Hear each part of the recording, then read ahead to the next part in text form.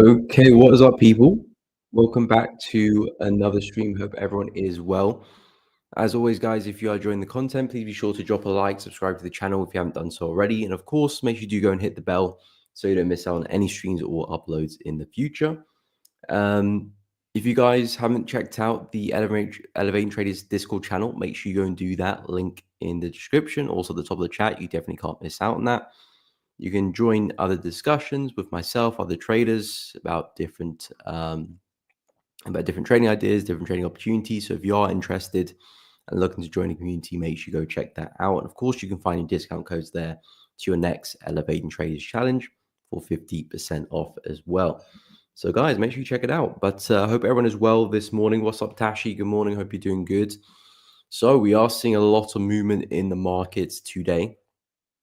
We did see a lot of movement after CPI yesterday, and that kind of sustained into this morning. This is Euro USD on the daily chart, and as you can see, price at the moment is absolutely melting to the downside and looking very, very bearish. We just had a very strong close in the 4-hour, and the current 4-hour candle is even trying to push down some more. So, of course, that stems from USD being very, very strong. So if you switch over to the dollar, you can see we're doing the exact opposite. Really strong momentum this morning. And that's continued throughout the whole week. So we're trading at some really interesting levels right now on the higher time frames. I was looking for a price to see some downside from this area this week. We have just not seen that at all. Price has completely broken through that level with a lot of momentum. So that kind of is being discarded and not looked at anymore since price is above it. Now we've got this area up here, which again is 107,200 area, which is right at the top of this range because the market has effectively found support and resistance between these two levels for the past kind of year and a half or 2 years almost. We've been trading in this range for close to 2 years. So if we do break out of this, especially with a lot of momentum and a significant break, it could be the start of a really big up move, possibly back to the highs up here, which is around 113. That could be the possibility. Maybe USD is going to be in a big uptrend, and we can see a continuation of what we saw in 2022, and all that momentum is going to continue back to the high. That could be the case. Also, could be the case, and just as likely proposition is price to find a bit of resistance here and come right back down again. So that's a pivotal area for dollars. Make or break. Are we going to sustain the momentum, break out, and keep going, or are we going to hit the brick wall and turn around? And we'll find the answer to that in the next few days, really. Although price, yes, is looking very, very bullish right now, we're coming back into a big area of resistance where that momentum could potentially die down. We could see some wicks. We were looking pretty bullish last time. Wicks formed and price turned around. So it's going to be interesting to see how price does develop over here in the next few days. As a swing trader, I understand price is very, very bullish, but these are not the prices where I'll be looking to take advantage of some upside on USD. I need price to pull back a lot if I'm going to take advantage of some buys. If anything, this is more of a place to be looking to position some shorts if you're looking for USD to hold this level and possibly roll over again. But it is definitely undisputed how bullish USD is right now. Very, very bullish. But we are approaching some big levels where I would be concerned if this momentum is going to sustain. So I'll be watching out to see how we react to this level, whether we just keep pushing through or we start to slow down, form some wicks, rejection, double tops, break of structure. That'll be a sign that, okay, maybe USD is going to see some downside. And then we could be talking about some buys in Euro, buys in Aussie, and some other USD pairs as well. In fact, let's go take a look because Euro USD, of course, is doing the exact opposite, absolutely falling out the sky. So if we go to the weekly chart with this one, you can see we're coming back into a pretty much the same area as dollar. And of course, they're very much similar charts. Euro has a very big weighting, I think the strongest weighting in the DXY. So they're going to look very similar most of the time. But we can see where we're trading for Euro as well. If we do see a significant break of this support, that would take us down here to 0.97 area, 0.96. Which again, we'll be probably seeing a similar trend to what we saw in 2022. Really nice breakouts, pullbacks. And that will be the end goal, looking to trade USD, Euro USD all the way back to the low. Of course, not in one trade, but just looking for the pullbacks on the way down, just like you were doing in these conditions in 2022. But now with Euro USD, Again, trading at a pivotal area of support. We can see prior reactions at this area. We did see lovely moves to the upside. Who's to say we can't do that a third time as well? So it's going to be a very pivotal level for euro in terms of what we can do in the next few weeks, potentially a few months as well. Because if it is a breakout of this, probably be looking at shorts for the next few months for euro. And on the other side as well, if we do reject this, at least a few weeks to the upside as well. So at the moment, lower time frames not really showing us much the detail, apart from we're just falling really, really aggressively right now, which again could stop pretty abruptly if this level does hold. But I'll keep an eye and see how things go. The market is looking exceptionally bearish right now. I was looking for a bounce off this low. We did see price stall a little bit, but then after CPI news came in, market just kept falling and is looking really, really bearish right now. So yeah, I'm just going to see what happens at these areas, because at these areas I'm looking for a bounce, but it just depends what the market wants to do. We could break out. One part about being a trader is being reactive, being able to adapt to what the market is giving you. At the moment, we're trading at really strong support, and I would expect to bounce. But if the market breaks through, I have to be ready for that outcome as well and be able to take opportunities if that does come around. But we'll see how price develops here. Again, looking at some other pairs, pound USD, that was falling flat on its face as well. Looking really, really bearish at the moment, as you can see by that weekly candle. I believe we're trading at this low, or are we breaking through the low? Looks like price is trying to break through that low as well. We do have another significant level just underneath us. But you can see how bearish pound USD was the past couple of days as well.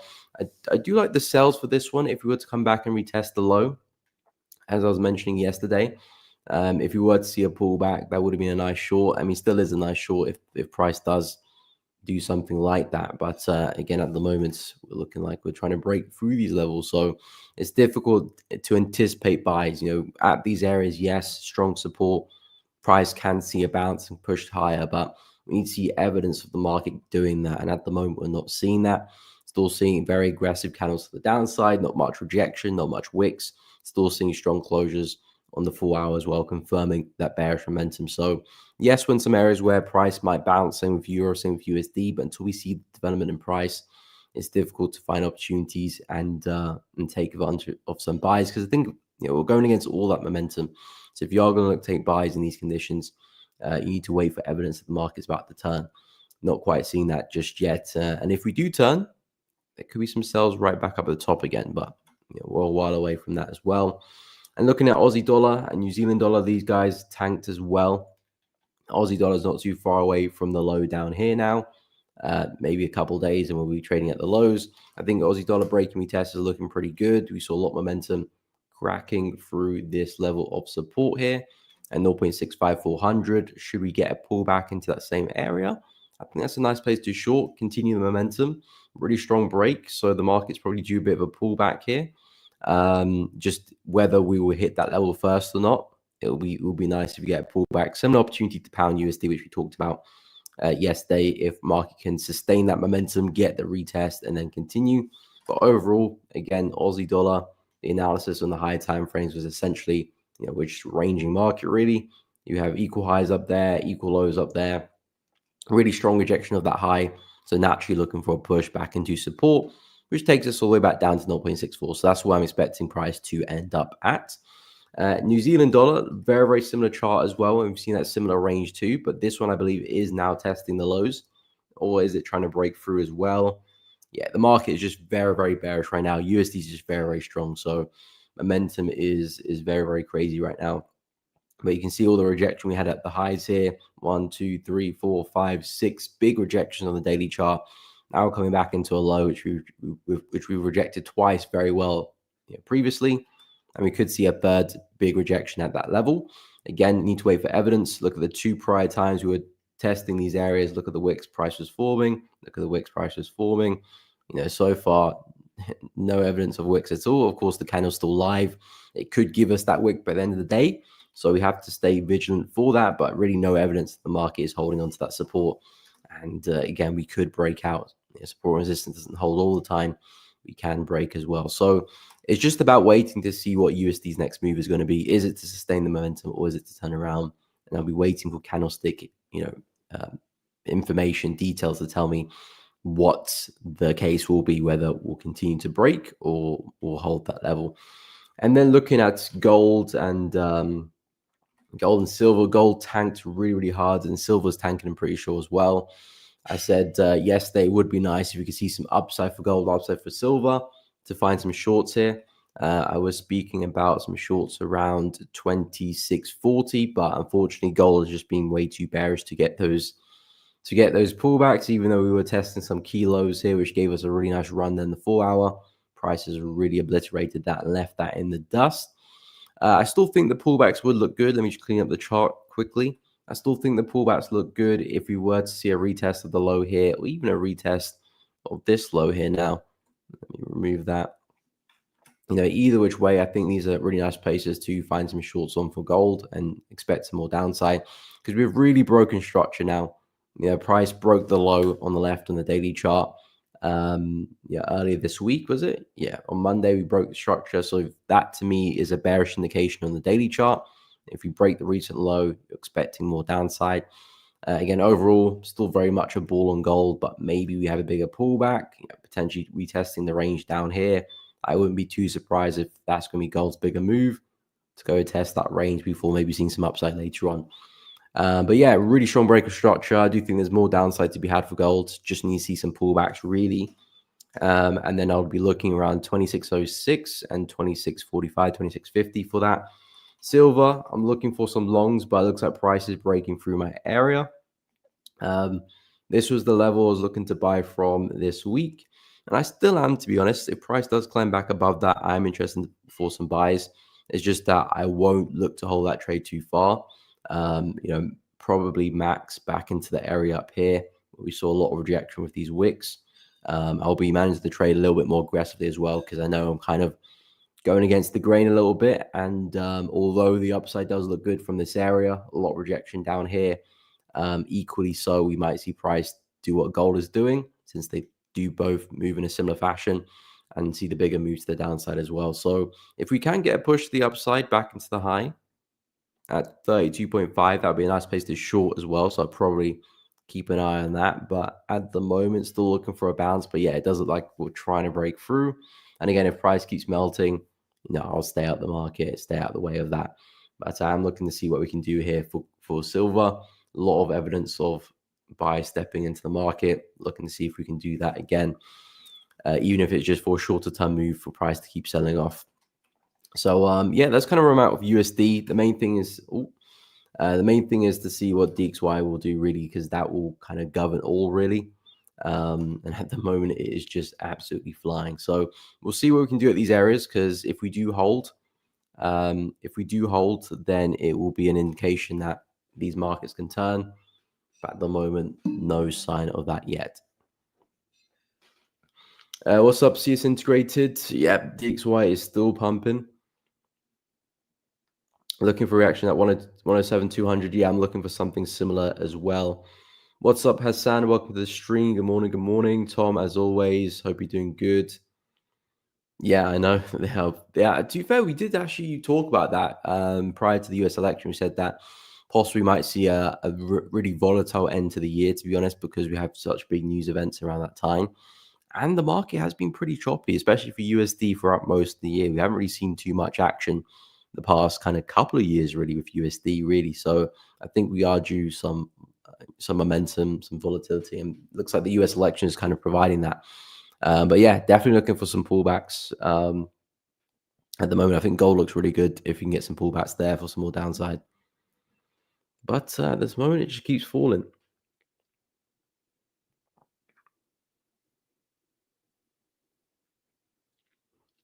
Yeah, I do think that the higher time frames we see. I mean, low time frames as well, but swing opportunities look like they are starting to brew up as well. Weekly time frame for the DXY. Yeah, I mean that's literally what I'm looking at, CS Integrated, for the dollar, because if you look where we're trading on the higher time frames, although we are seeing a lot of momentum at the moment, we're just coming back into the high end of the range. So, if you're looking at playing a range, how do you look to play a range? You look to sell high and buy low. So if we are going to continue in this range, you would expect price to react and see some downside, and there could be some really nice shorts from this area. On the other hand, we could be breaking out, and this could be the time price, makes its move, and we could be looking to come back to the highs up there, as we look for pullbacks and continuations on the way up. So either which way, there's a big move to be had for the US dollar. Whether we're going to respect it and come back down, or we're going to break out and keep pushing, you're talking about kind of a equal big move in either direction, really. But this will be the pivotal level, the significant level, which I will use to gauge my bias. If I see a sustained break of that, strong close on the weekly chart, and a strong impulse momentum, then I'll be looking for buys and expecting similar price action on the way up here to continue all the way up there as well. So that's kind of what I'll be looking for, and just kind of buying the pullbacks, buying the dips on the way up. And then if we do, start to see a lot of rejection, then we'll be looking at some sells on the way back down there as well. So either which way, this is kind of where my focus is, especially from a swing setup. But you're definitely right. On the weekly chart, we're coming back into a massive high. This kind of 107 area is a significant level. And although USD is looking very strong right now, things can turn, things can change. Price could be looking very bearish pretty quickly. But you need to see evidence of that happening in this area. And so far, the market is just a little bit too bullish for that. So we'll be keeping an eye, but we're definitely in some high time frame resistance. So I'm going to keep a lookout and see how price reacts. But still looking very, very bullish at the moment, and it's not really showing much signs of slowing down. I have to be honest. In terms of some of the indices as well, I don't think we've seen too much movement on the indices, have we? So US dollar is very, very bullish, but we're not even seeing the US indices push down as well, which is a little bit awkward, because typically if the USD is very bullish, you're going to see the indices have a bit of a pullback. These guys are still pretty bullish to me. I think that's due to the elections as well. People holding on to onto stock positions. So I think that's probably why everything is still, they're not necessarily bullish, because we have been moving sideways, but the market's still up. With all the momentum on USD, you would expect us to definitely be seeing some bearish candles on US 100, and we're not seeing that at all. If you look at the S&P, I think that was slightly bearish. That's still even moving sideways as well. So really nothing much there. US 30. US 30 slightly bearish a couple of days ago, but not much either. So in terms of the analysis, in terms of looking at the charts, I'm still very, very bullish on the indices. So I was expecting more upside anyway, but I would be expecting a bit of a retracement at least.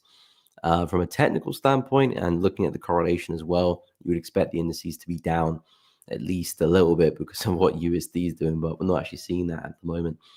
The indices, I still do expect more upside, but pullback is kind of needed with these ones, given how bullish the market has been. I think a retest of the high here, at least for S&P, would be nice. At the moment, still kind of consolidating and doing its own thing.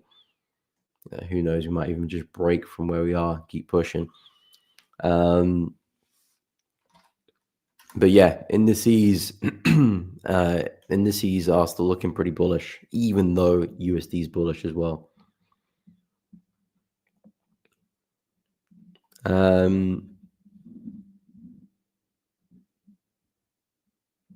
Euro, pound, Aussie, New Zealand dollar will break the lower low and stay range bound. These will stay range bound strong until Trump takes office. That could be the situation as well. People may be excited in anticipation. What's up, Nenad? Hope you're doing good.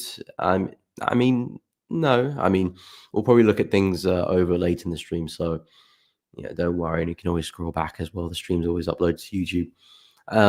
But that could be the situation. See us integrated with price, being bullish until that happens, and then maybe we see price take a dip. And again, looking at the market in terms of technicals, if you're looking for shorts, this is kind of the area which you were looking to anticipate shorts from. But you need to see evidence of that happening, because we could keep breaking through to the upside, and maybe we are going to push. But I'm anticipating downside from these levels until they break. That's kind of my mentality with levels and support resistances and significant areas in the market. I'm always expecting them to hold until they don't really. And if they don't, then I'll look at the opportunity that comes after, which is the breakout, retest and continuations. But at the moment, I would be looking for a price to bounce here. Just need to wait for evidence, really. Not really seeing that much right now. So it's difficult to buy USD, especially for a swing trade at these prices, but also difficult to sell until we start to see some evidence of price rejecting that level.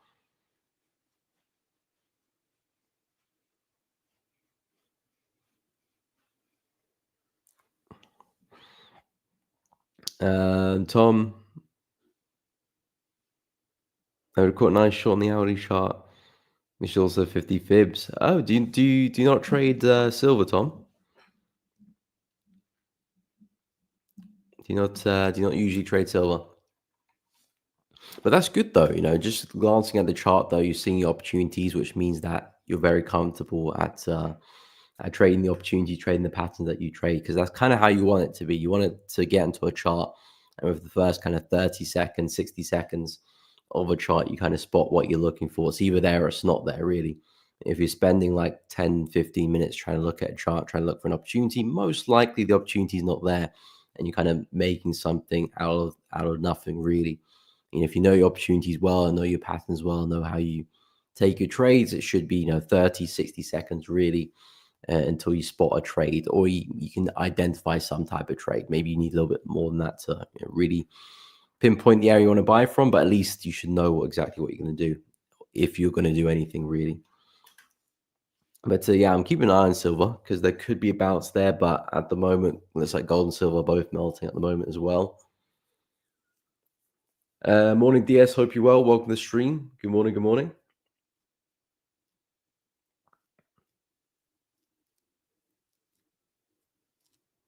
Yeah, that would be my bias.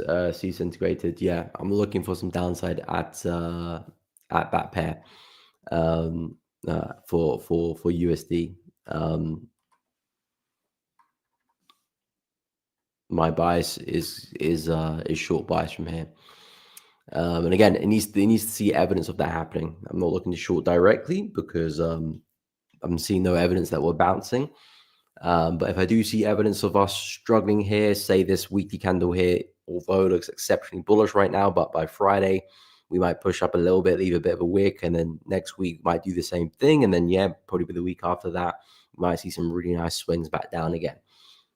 On the other hand, we might see a strong close and have to reanalyze and go from there. But it's really either or. It's either we hold a level, we don't. There's only two situations really that's going to happen. I'm just looking for evidence to see if we are going to hold it, and if we don't, I'll monitor the breakout and see if we can get some nice trends going, something similar to what we had over here. You're kind of just seeing that here again, but we'll see. Nenad, expect dollar to cool down today. Okay, after news. Yeah, we do have PPI this afternoon as well. I just remembered. Maybe some buying for silver. What's your opinion? Yeah, I'm still looking to long silver, but it's just about breaking through my level. So I need to close back above that. It's breaking above my level. So I need to, that's gold. What am I doing today? There we go. So yeah, I'm looking to buy from around the 30 area, 30.09 roughly. It's the level I'm looking to buy from, but as you can see, price kind of broken through that. So unless I see a strong candle close come back above, for all I know, price might keep melting. So I need to see evidence of us holding this area. You can see that's where we had a lot of wicks, a lot of rejection previously, but I need price to give me that momentum shift back in my favor, and then I can find some buys, stop loss below the low, and then looking for some upside back into hopefully this area. But I'll be a bit aggressive with the management because momentum's kind of against me right now. But yeah, it's in a nice area where I do think we can go through a bit of a bounce, kind of see that next higher low in the market. We had a lovely one over there, second over there, and this is kind of our third area, which price is respecting. So I do not want price to break through that. Yeah, it's an indication of more downside in the future. So I do not want price to sustain a break of that. So yeah, it needs us to get back above. But yeah, if the USD does cool down, then you would expect to see a bit of relief. Actually, yeah. If USD does cool down, you expect to see a bit of relief. Got my correlations mixed up there for a second.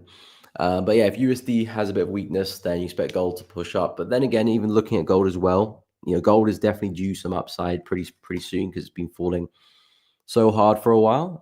Really been tanking, so it is due some upside. But again, it's probably going to push up just to form a lower high somewhere. Maybe retesting this area. We'll have to wait and see. But you're probably going to push up to come back down, and that's probably what will happen with silver as well. But I don't mind that because if I can profit on the way up, that's great. And maybe price just keeps going, and it could be onto a really big win as well. That's the beauty of trading stops. It's about buying from the right places and then managing your trade accordingly. So yeah, I am looking for that to happen there for gold and silver, but I need to wait for USD to do its thing first. Euro USD, pound USD. Okay, we'll take a look. What's up, Lesson? What's up, Andre? We'll take a look at those currency pairs. Okay, only look at 10 FX pairs and gold only. Fair enough. That's a nice. I mean, to be honest, 10, 11 markets you're looking at is. I mean, because I know you take your entries on the lower time frames as well. So I'm sure you can find more than enough opportunities on those pairs. But again, there's always more markets you can trade. I trade 30-ish markets. I can increase that to 40 if I want to. So there's always more markets to trade. But the important thing is the trades you're taking. Are they high quality? Are they fitting your plan well? And that's really the answer you wanna say yes to. If that's the case, then it doesn't really matter what markets you're looking at as long as you're taking the right trades. That's the most important thing. Okay, nice, Tom. Nice. Okay, that's a good idea as well. CS integrated. Wait till Monday because today's already Thursday, Friday. Probably not going to see anything major happen till then. If we do see rejection, it'll print on the weekly chart, but it would just be like a small wick or something. But then yeah, we might see some evidence of price turning around probably from next week. But at the moment, price has been very very bearish. Okay, I'll go for Euro USD, Pound USD, and Aussie dollar for Hasim. So yeah, as I mentioned for Euro, it's a similar situation with the dollar as well. We've been falling to the downside aggressively, and now we're testing some big levels of support. And is Euro USD going to hold onto this, or is it going to break through? It's literally the same thing as well. If you do sustain a break, then yeah, probably price is going to keep pushing back to the lows down there. If not, if we do hold, then there is a possibility for price to turn around and us to see a big bounce from these areas. So overall for Euro, I'm pretty much bullish at this level here. Not based on momentum and price action, but based on the price, based on the level. If we're going to bounce, this is kind of the area I would expect us to bounce from. And if we're going to break through, that would be a whole different ball game, and I'll be expecting the trend of 2022 just to continue. So that becomes a very significant breakout if we do that. But at the moment, just seeing a lot of bearish momentum. This is the daily chart. This is the 4-hour chart. Not really seeing any evidence of price bouncing. So really what I want to see is some double bottoms, some rejections, maybe some wicks, some breakouts, and then we can discuss some buys, something like that, take it back up again. And we may just find resistance to come back down. We don't have to hit a home run for us to make a decent profit here. It's just buying and selling from worthy areas where buyers will be sitting and sellers will be sitting as well. So I do think we can see some upside here for Euro USD. Nice level, but just waiting for that confirmations and that development in price. Double bottoms, rejections. I only see evidence of pricing some upside at the moment. Not really seeing that with Euro, but that is my bias. Looking for a bounce there until proven otherwise. Pound USD, same thing as well. I've marked out a couple levels where we could see a bounce from. This level here, 1.27, looks like we're breaking through that. But then we do have this low beneath us here as well. So again, looking for evidence of a bounce. What I want to be seeing is double bottoms. Yeah. Ooh, what happened there? Okay, clicked the wrong thing. Double bottoms, wicks, rejections, and then we speak about possibly a turn of events. At the moment, still looking very bearish. We broke through that low like there's nothing there really, but we didn't really see much evidence of price turning around anyway. Now, as we come into this low, we might see price make a push, but we have to wait for price to give us that reaction first, and then we can talk about some buys. If you're looking to sell pound USD, Then I was talking about an opportunity over here, which looks nice on the 4 hour, about some shorts around 28,600, 28,500. Unfortunately, price was just a little bit too bearish to actually see that retracement. So unless we find support here, push up, and then we get the sell here. So you're looking to buy to sell really. But the sells look good because there's a lot of momentum in this leg here. So if you do push up, there's a good chance we'll probably find resistance, see another low high, and see some more downside. So shorts do look good up there, and buys do look good down here. Just waiting for that indication really. But that's kind of where you want to position yourself. Longs around 2,600, 1.26, and shorts around 1.284. In terms of Aussie dollar, it's a similar situation as well. I mean, they're all USD pairs as well, so they're doing the same thing. But Aussie dollar, I'm looking for a little bit more downside before we maybe have a major bounce. We've got really strong support down here at 0.64. I'm looking for some upside from this area. You can see last time we're here, really nice wicks into this level. Looking to see if we can get evidence of that again. And if we do, again, expecting a bit of a bounce to the upside there too. So I do think we're in for some nice long opportunities. On the other hand, some shorts do look good as well. Let's say the market pulls back, comes back to retest 0.654. That could be a really nice area to short from there as well. Find some entries, stop loss above the high, and then you can look to take that back down into 0.64. So either which way is an opportunity if you're looking to buy or sell. Of course, if you're looking to sell, you want price to come up a little bit. Respect some resistance first. If you're looking to buy, you probably want price to keep falling a little bit further. Because at the moment, we're not really trading at any area of significance, really, at least according to my analysis anyway.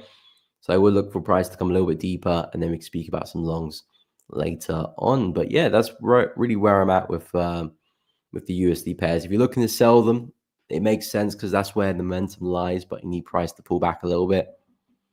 And if you're looking to buy them, wait for some development in that price action. Otherwise, you're trying to catch a falling knife, which is always going to be very, very difficult. You see evidence of price stalling, stuttering, and then we can talk about some buys. Hopefully, maybe later this week, but maybe early next week. So yeah, that's kind of where I'm at with pound, euro, and Aussie. Let me know what you guys are looking at.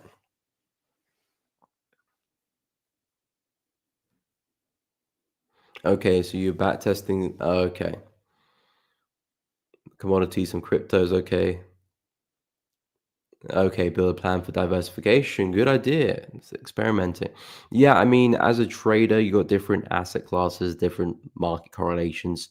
So, especially if you're swing trading as well, you want to be aware of that correlation because if you look at, say, the only pairs you trade is the USD majors, so Euro USD, Pound USD, Aussie dollar, USD JPY, USD CAD. If you only trade the USD majors, then they're all correlated markets. I mean, all you have to do is just look at what price is doing now. Euro USD is falling, pounds falling, Aussie dollars falling, USD CAD is rising. They're all correlated, so you're all effectively doing the same thing. So really, if you just trade the USD majors, you're trading the same bias, the same plan. Really, you pick which pair you want to trade, maybe based on price action or the pattern, but you're trading the same thing. Yen pairs will give you a different type of price action and different correlation. Swiss currency pairs will do that. CAD pairs will do that as well. The other crosses will do that as well. Some of the exotics will give you something different as well. And then, of course, indices of the commodities, oil, metals, all of that will give you different bias and different correlations. So if you are swing trading and you're holding a long on euro, you can be trading New Zealand CAD short, which doesn't really have a correlation, and you kind of your trades are not dependent on each other. Otherwise, if you just like buying euro and buying pounds, either they're both going to fail or both going to work at the same time.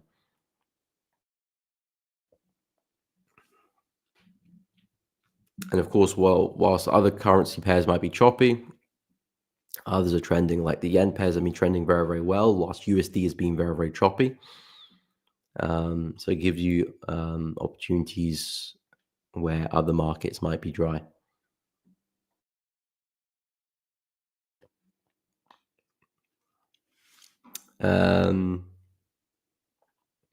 Wow, 8,000 points.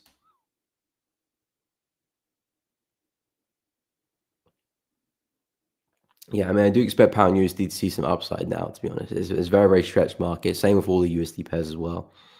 I do think we're going to see a bounce, but we have to wait for the USD to take a bit of a breather first.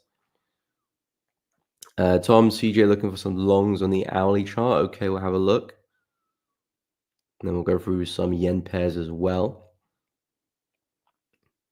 Wow, send plenty of watch this with alerts, lots of opportunities, nice volatility. Yeah, I mean, as traders, that's what we're looking for, isn't it? We're looking for the market to be moving, so we can jump off the back of that. Because as retail traders, we're not going to start our own wave, are we? We're going to have to ride the waves of the big players, which is completely fine. We don't have to start in waves. So yeah, with CJ, this one looks like slowly climbing high. I think all the yen pairs are slowly climbing high at the moment. I've been looking for a big move to the downside, but it looks like price is just slowly climbing higher.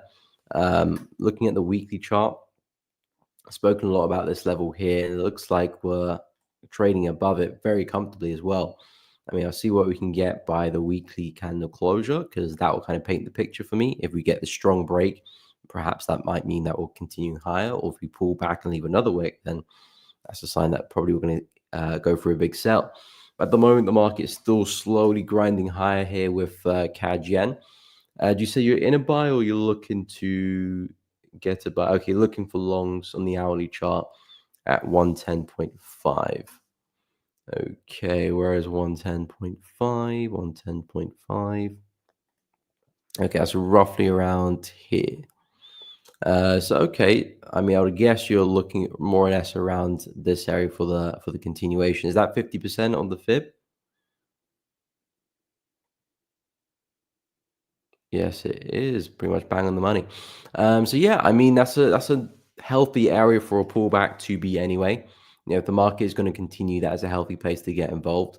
Where would do you have a predefined stop loss placement, or is your stop loss will depend on the entry and how things look there? But yeah, if the market is going to keep trending to the upside and keep seeing the higher lows, realistically, we're kind of expecting that next high low to hold. If price does break through the channel and breaks out of that, then we're probably going to see a big sell for CAD Yen. At that point, we can speak about some short opportunities. But for now, the market is slowly grinding higher. Um, Momentum isn't looking particularly great, but if we do sustain and hold those higher lows, you would expect to see another bounce. And 110.5, I like it. Comfortable 50% retracement and coming to the low end of that channel there as well. I think overall, yen is a little bit weak too.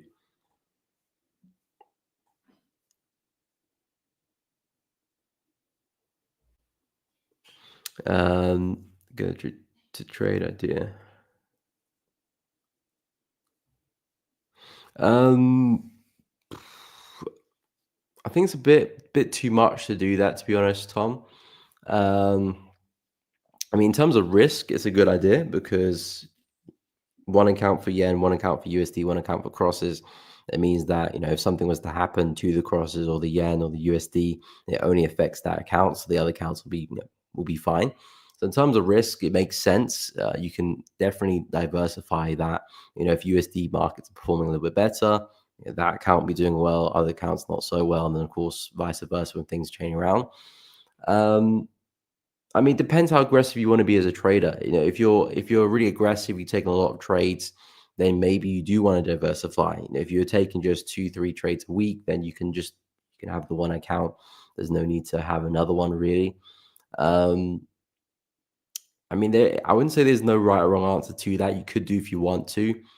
I think it'll be a lot to manage. But hey, if you can manage it well, then I think, I mean, if in terms of risk, it makes sense, and in terms of correlation, it makes sense as well because you kind of protect each account because it only focuses on a certain market. So there is sense to it, and yeah, if you can manage it, I don't see why you shouldn't really. The only reason why I would say that you shouldn't is because you might be a bit all over the place in terms of managing so many different accounts. That's the reason why I wouldn't. But if you can manage that, then yeah, I don't think is an inherent bad decision of doing that really.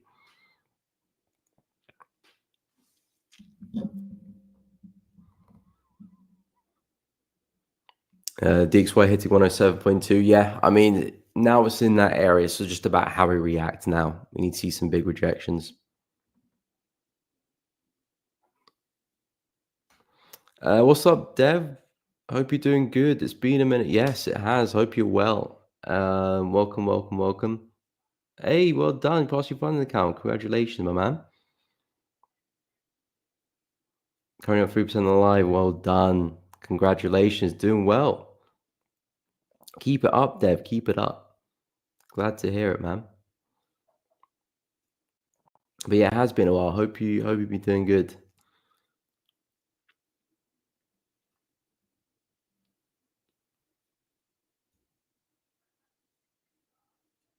Yeah, I mean, USD majors. That's a good point, Holy One. USD majors will be, of course, the simpler markets to trade.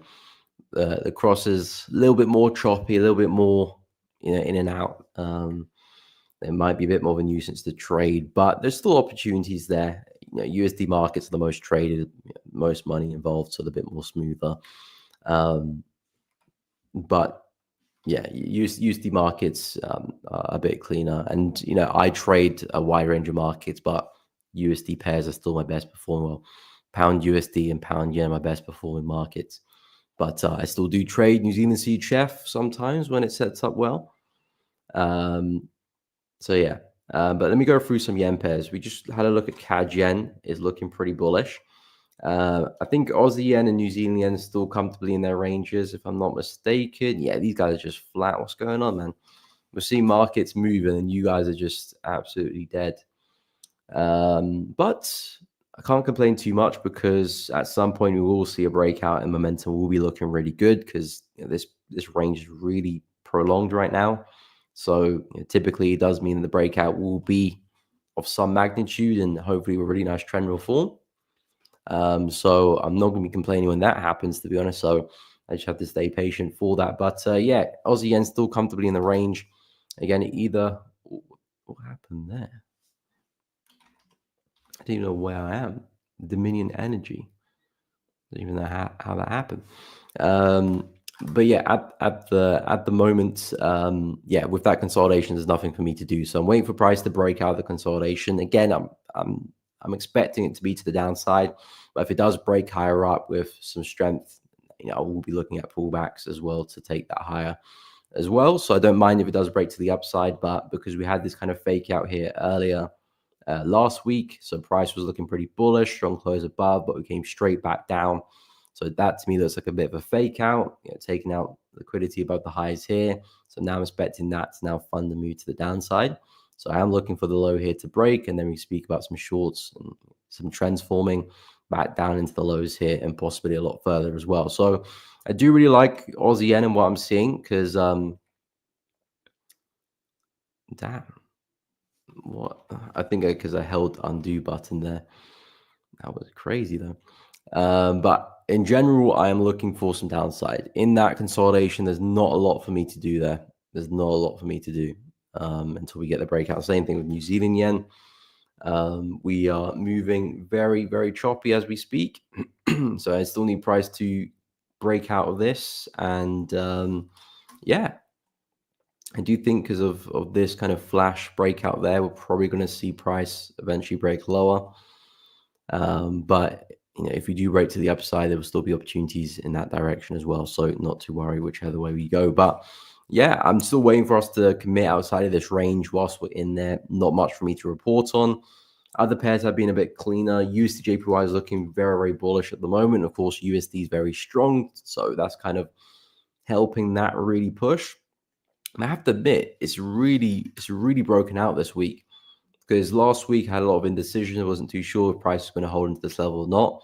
If this candle for this week closes similar to how we're looking right now, then that is a big indication that we've absolutely obliterated through this level. And the next stop for me for USD JPY will now be the high up here. Because I wasn't too sure last week because we had some indecisive candles, a doji, a wick to the upside. So I wasn't too sure if price was breaking out. It wasn't convincing. But if the candle closes like this, I know we still got 1 day and 12 hours left. But if we close similar to how we're looking now, that's a strong break. And I would be expecting more upsides and eventually push back to 161 there for use to JPY. So dropping back down to the low time frames, looking for pullbacks and continuation is probably the best play. We've really broken to the upside, so I wouldn't mind retest of the highs here since we're really committed, or a retest of the high here. I think that's a nice place where you can be looking for some pullbacks. Whip out the Fibonacci from the low to the high. You got the 50%, 0.618 in this area. That to me looks like a nice place for a buy. So yeah, I mean, in terms of dollar yen, of course, USD is riding that momentum a little bit, but if that can keep up, it probably would take dollar yen with it. As I said, if the weekly candle closes as convincing as it's looking right now, that tells me that we can probably see a lot more upside going in the future. And 161 is where I'll be expecting price to push towards. So yeah, very bullish on dollar yen, I have to say. In terms of euro yen, this one as well, trading at some massive resistance. This one's not as convincing as dollar yen because, of course, USD has been very, very strong. Euro not so much, been a bit weak actually recently. But as we can see, we're kind of just trading at this level. Not too sure price is holding it or respecting it. Need a little bit more development there, clarity. Dollar yen's giving me a massive candle to the upside, which looks like it's going to close like that or similar to that by Friday. Maybe we might see that happen to euro yen, and this candle looks pretty bullish on Friday, or it might look pretty bearish. We'll have to wait and see. But I'm still waiting for some clarity about euro yen, what it wants to do at this level. So if I do drop to the 4 hour, again, we've seen some nice downsides, but I need price to really commit lower. Probably form this really big head and shoulder pattern of the left here, the head over there, possibly the right shoulder, and of course this being your lovely neckline. So there is a sell to be had there with euro yen, but I need the confirmation. Confirmation would be a strong push down, and preferably a nice close on the weekly. So yeah, I need that. I need that clarity if I'm gonna continue that momentum. And looking at pound yen as well, very tired market, which seems to be slowly pushing to the upside.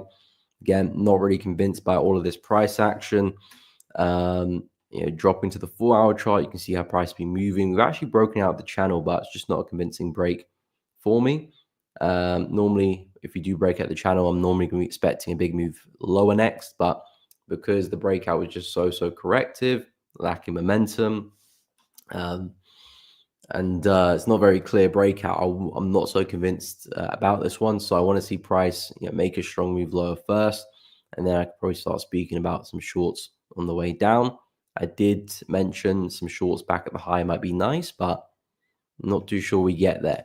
So we have to wait and see. But yeah, for pound yen, I do expect retracement still on the cards, as I mentioned over the past couple of weeks. I still think a retest of that high looks good around 193.300.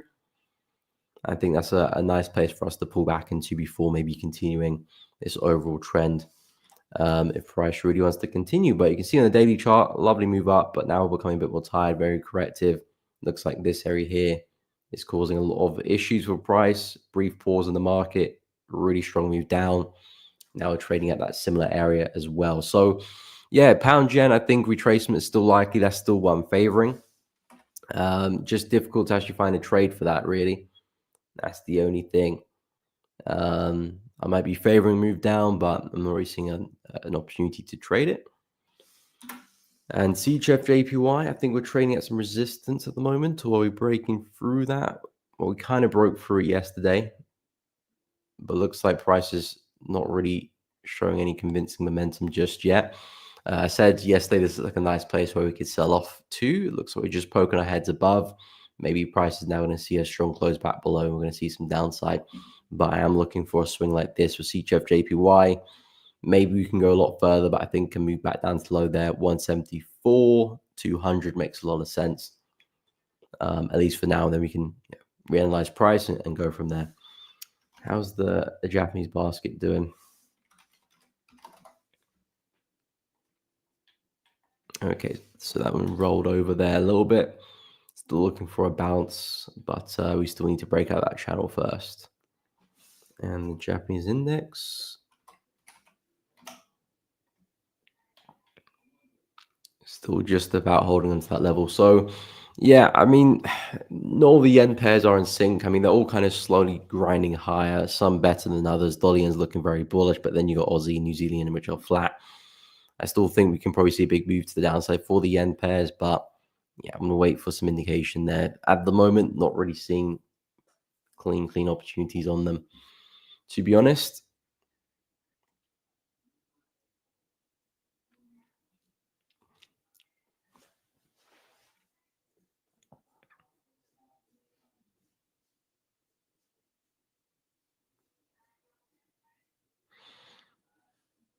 Yeah, in terms of splitting the risk with different accounts, again, in terms of risk, it makes sense.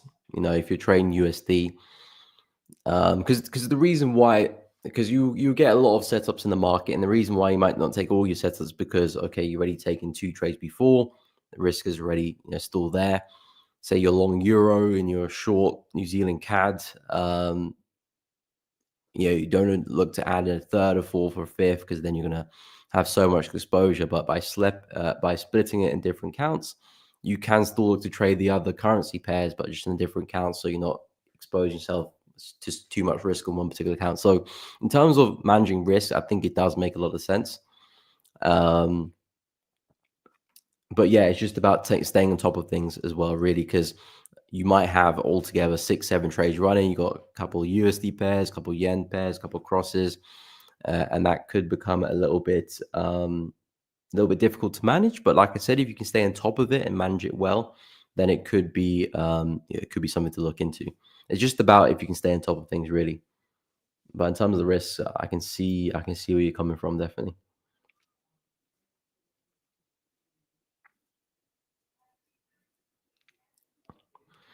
Um, yeah, Euro yen Hassan, as I mentioned with Euro yen, price is at a crossroad really, and I just need a little bit more on the weekly chart before deciding what my bias will be. Because if you look at this compared to dollar yen, because it's a very similar setup on the weekly chart, as you can see with dollar yen, massive resistance here. We're having a very convincing break of that at the moment. I know we still got 1 day and 12 hours left before the candle does close.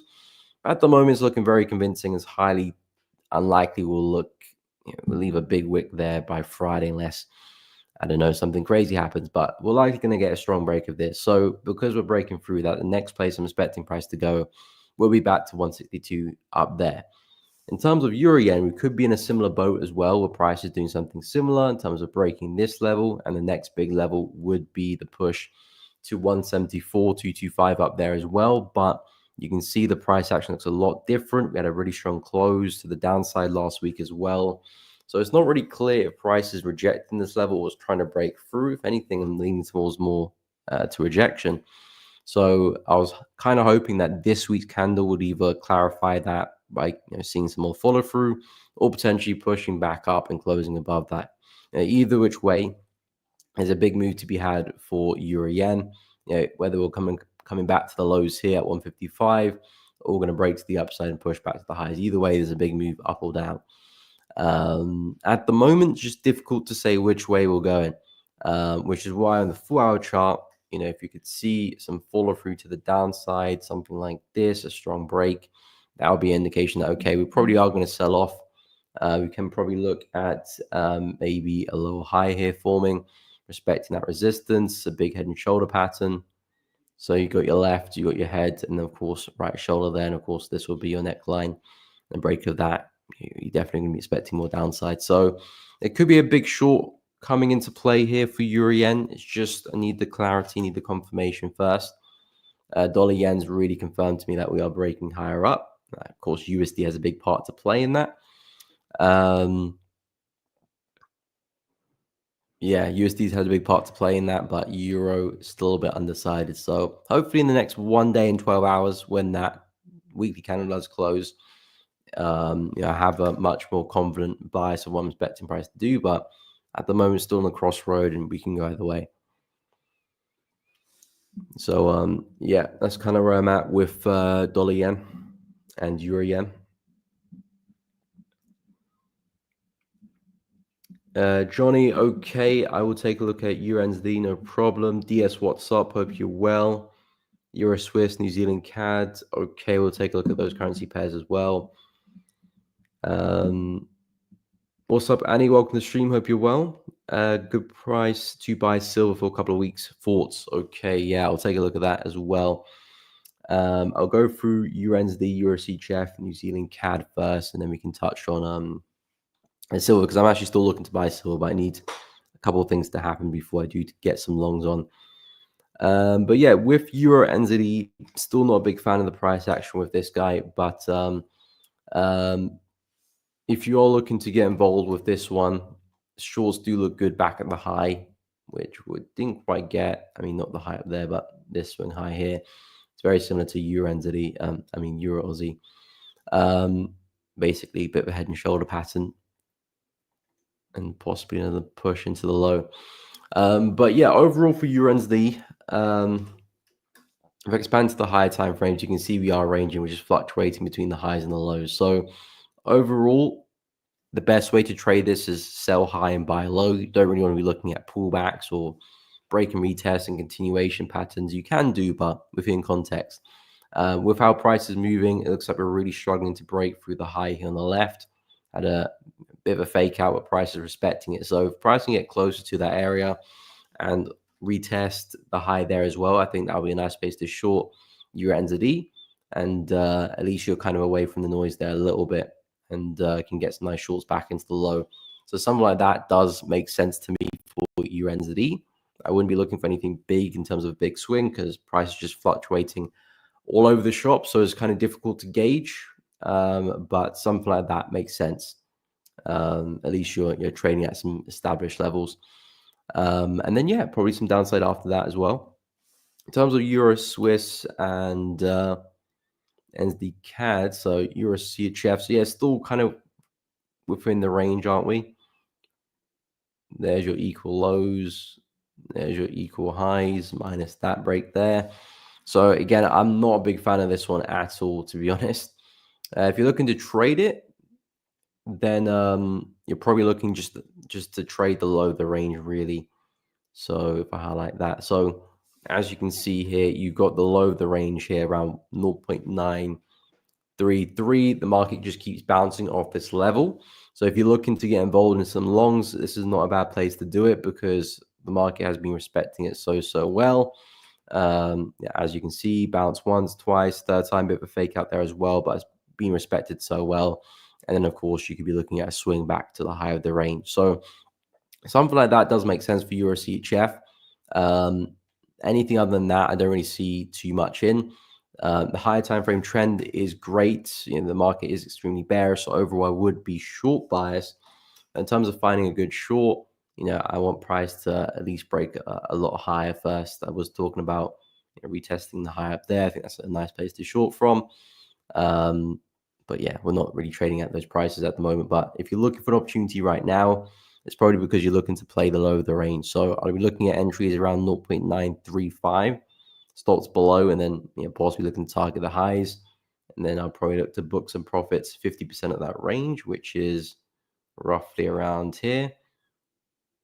So around 0.938, book some profits there, and then hold the rest to back to the high. I think that's the best way to trade it, given the context and the way the market's trading. And in terms of New Zealand CAD, let me know what you're looking to do with New Zealand CAD.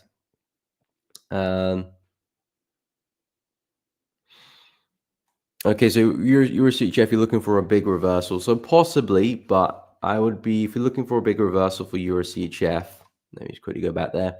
I would be looking at price, getting back to that low there, which is 0.926. A bounce from that could be a nice place for a buy. But I wouldn't be looking for anything crazy like something like that. Given the fact that the market is still bearish in the higher time frames, we could very much break through the low and continue falling. So that could be a nice place for a bounce, but I wouldn't necessarily anticipate a reversal to happen. It's always difficult to anticipate a reversal, especially when the market's just falling, creating new all-time low after all-time low.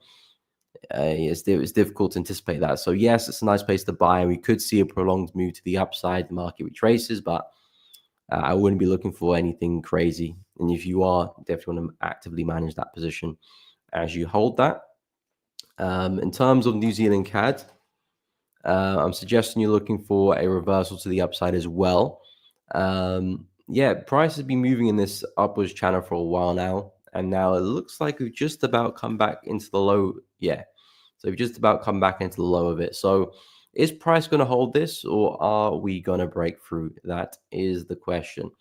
I'm actually looking for a price to break through this. I think all the CAD pairs have got good chances of seeing a lot of downside. Euro CAD's already had a big breakout. Pound CAD's just had a good breakout. I think Aussie, New Zealand CAD are the next to do that. But of course, I'll wait for the breakout to happen first and then discuss the opportunities. But what I'm looking for New Zealand CAD is a breakout of this channel and the start of a bearish move back into this low. And Aussie CAD, I'm looking at the same thing as well.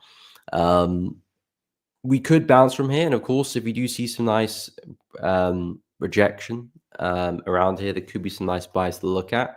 I'm not quite convinced. I do think we'll probably break lower, but we'll wait and see. Although prices are looking pretty bearish now, we might see some strong closes, some double bottoms come into play. That could be a nice trade to take this back up again. So look out for that. It's a nice place for a buy. I'm not saying that it isn't. It definitely is a nice place for a buy, but we need to see evidence that we're holding on to that first. If not, we start cracking through. There's still opportunities to the downside. So that's great as well.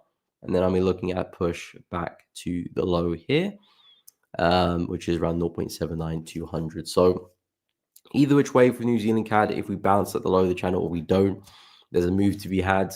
It's just because this channel is so corrective and this is not really a healthy bullish trend. So I don't really expect it to continue. That's why I'm expecting price to break the low. If this was kind of like a more free flowing, something like this, then yeah, I'll expect a trend like that to continue because we've got really strong commanding impulsive legs, smaller, shorter correction periods, and another big, strong impulsive leg. So something like that, those type of characteristics, I'll expect the trend to continue. When the market's just very, very tight like this and seeing prolonged pullbacks and really aggressive ones as well, and not really seeing much force in the up moves, doesn't give me a lot of confidence that suddenly the market is just going to continue that and keep up that price action because it is sustainable. So I do think we'll get the break and get the shorts, but we'll wait and see. Once we do get the break, then we can speak about the short opportunities in a bit more detail. And in terms of silver, I'm still eyeing up silver longs. It isn't developed yet in terms of finding an entry. Because we're still looking pretty bearish at the moment in time. But the level which I'm looking to buy from is 30, which is the level here, which we've just kind of broken through. So what I'm looking for silver is a strong push back up and a solid close above. And that'll be the indication that, okay, silver is looking to hold, stops below, and then hopefully you can see a push back into this area. I'll probably be a bit more aggressively managing the trade. So I think silver's bigger move might still be to the downside. So the move I might be looking to capitalize on might just be a retracement, but that's fine. I'll be trading stops as price goes in my favor. So if that's the case, I'll be trailed out for a profit, and then we'll go from there. And if it does become a big move into the high, great. I'll look to profit on that as well. But yeah, that's what I'm looking at for silver. I think in terms of a place to buy, it makes sense. A lot of evidence of price respecting these areas, so looking for that to happen again. At the moment, we saw a pretty strong close to the downside, and maybe the next kind of gives us another strong close, and then we just keep falling. So need to wait for evidence of price about to turn. Before jumping in. But yeah, in terms of answering your question, I do think it's a good price to buy silver. Just waiting for some confirmations to develop. But we're in a nice place though. Yeah, if silver is going to push up, this is the area here. Look at the daily chart, a lot of rejection here, strong push up. This is where support has kind of built up a little bit. So if we are going to hold, it is the place. I mean, if I whip out the Fibonacci from the low down here to the high, I think it looks like we just about tagged the 0.618 there. We broke through the 50, but 0.618 looks like we just about tagged that as well. So we're in a healthy place to bounce from. The market's seeing a lot of upside in this leg. Now we've had a bit of a stretch pullback. If the market is going to push up, this is a good place too. And I would definitely keep an eye on this level here, 30.2, 30.3, because that was a pretty solid level on the left. Did act as resistance pretty well over there as well. We might see a nice up move, but we might struggle when we get then push back down again. So that looks like a nice swing target and the place to book profits in. But yeah, when we're trading, I think it's a nice place for a long. What's up, Antonio? Welcome to the stream. Hope you're well. Welcome. What's up, Tony Gold? Welcome to the stream. Yes, London did have a lot of volume. You are definitely not mistaken there. A lot of volume. Maybe we might see some more of that this coming US session. I think we've got some USD news there.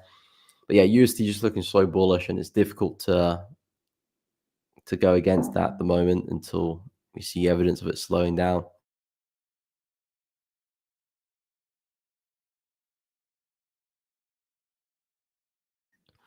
If you guys are enjoying the stream, by the way, please be sure to drop a like and subscribe to the channel if you are finding it useful, enjoying the stream.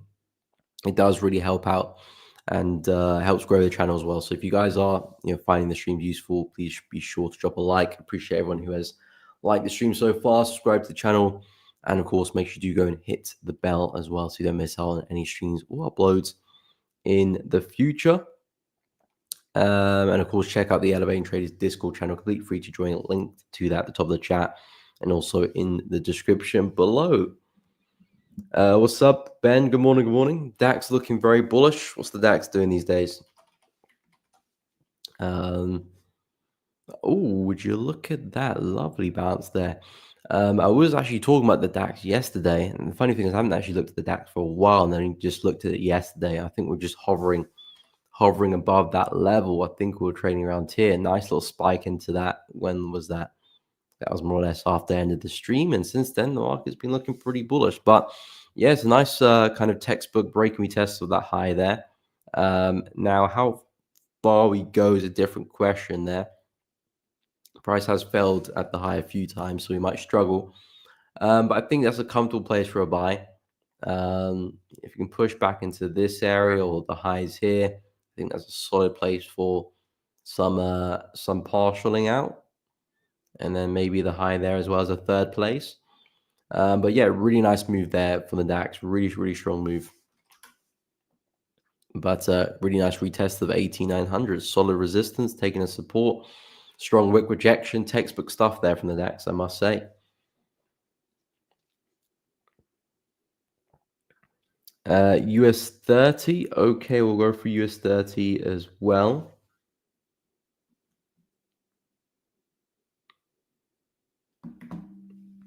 DS only had 2 trades this week. Hard times for swing traders. Me think.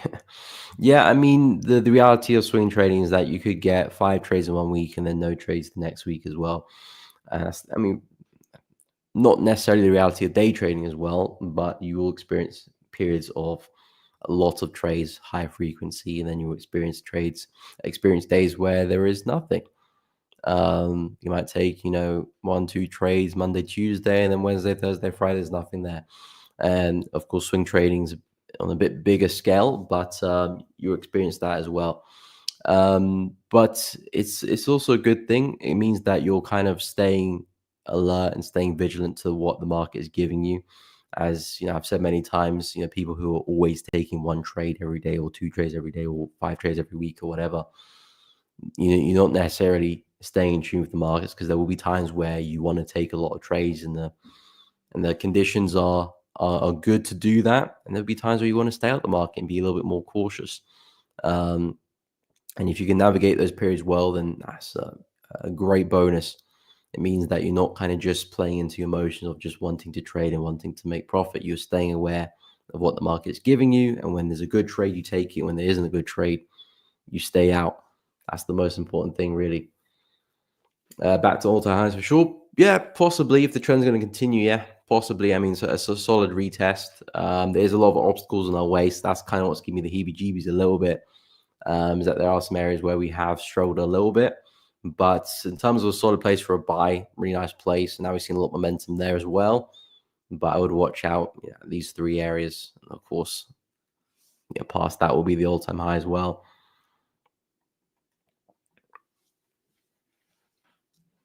So I do not mind it at all.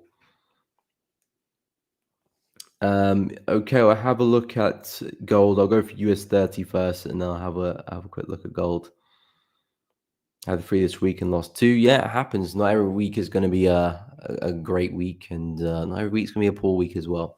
It's about staying top on things. And the most difficult part about trading is managing the losers, really, because when you're taking your winning trades, it's very easy to trade. Everyone's happy. Everyone's got a bounce in their step when they're winning, but when they're taking a few losses here and there, that's what will separate a lot of people. Because when you do take a few losses, some people just throw the toys out the pram and break their plan and do things they weren't supposed to, revenge trade, over risk, all of that jazz will come out when you're losing. But if you stay consistent and stay disciplined, um, you know, during the losing periods, it will separate you, tenfold in the long run. But we'll go take a look at gold. But yeah, gold's been exceptional to be honest. The drop has been crazy, really really big drop there, breaking the low like it's nothing, and yeah, looking really really bearish. But I do think it's time for a pullback. I mean, I did say that over here, market in the drop. I was talking about setup, about retesting the low and then shorting, but we shouldn't see that. The market was just way too bearish off the CPI yesterday. USD was way too bullish. But the more stretched the market is, the more likely we're going to have a pullback, and the bigger the pullback will be when it happens. So I'm expecting to see some upside at some point. I still think the bigger move now is probably still to the downside for gold, to be honest, because looking at the higher time frames, really impressive breaker structure of that low. This range here could be where gold is going to move towards, to be honest. 2400, 2400, 2350. That looks like where gold could be headed towards in the next kind of few weeks, maybe a few months, and then maybe we discuss possibly a continuation, because the breakout is still very, very strong. If you look at the weekly chart, we've cleared the range high here at the start of the year, and we haven't looked back since. This is the first time we've had like a decent drop on the market here for gold. And we do have this brief consolidation here. I say brief, I mean, it did last a couple of months there, or a few months actually. But in the context of the weekly, it was pretty brief. Brief consolidation and a pretty big breakout. So looking for the retest of that, then a continuation makes a lot of sense to me. It's kind of like a healthy pullback. If I measure from the breakout to where the breakout of the high to where we did top out there, you've got the 50%, 0.618 in those areas. So that's a pretty healthy pullback to me there for gold. So we could see something like that happen over the next few weeks now. And then maybe we speak about the buys later on when we start to see some bullish structure come back into play. But at the moment, solid breaker structure. So in terms of where we could pull back to, I still like these lows here, both of them. So this would be the first area of interest for some shorts for gold, which is 2600. And then I'll say the second area would be this 2640, 2650 area. Should we see a bigger pullback, and then, yeah, looking for the same sell. But yeah, break structure, really solid, a lot of momentum there. It's not like we did it correctively and half-heartedly. The market's really just gone and broken through that low. So if we do see some upside, it's probably just price putting a high in to come right back down. And of course, USD being strong is definitely helping that. So yeah, gold looks like we can see some more downside. US 30, completely just skipped that one, didn't I? So yeah, US 30, I'm expecting some retracement. It's a similar situation to the other indices where everything is still really bullish and I'm expecting more upside, but I do want to pull back first. I had a really strong move to the upside from the US elections, and now price is kind of trading at the high of this channel. This is not really a place which I would want to buy from. Not that we can't go higher, but just on paper, it's not really an effective place to be buying the market. It sort of looks like we're breaking and retesting the high of the range, but I'm not quite sold, to be honest. I'd rather wait for us to push a lot down and then look for the retest there. If the price does just keep flying from here, then so be it.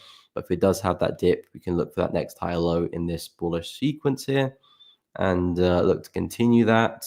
This is a bit of a exaggerated breakout there, but we came back for the retest. So that's kind of what I would be looking for US 30, really. A bit of a dip, relief in the price action, then the continuation.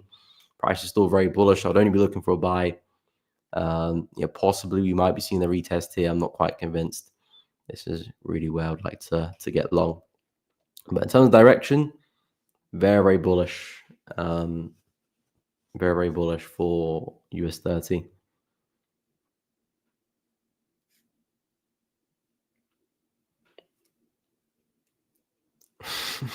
That's very, very true, Huddy.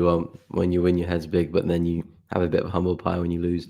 Yeah, it's true. I mean, it goes for anyone in the markets. You can have a really great period in the markets, but you will eventually go through a bit of a losing period. It happens to the best traders.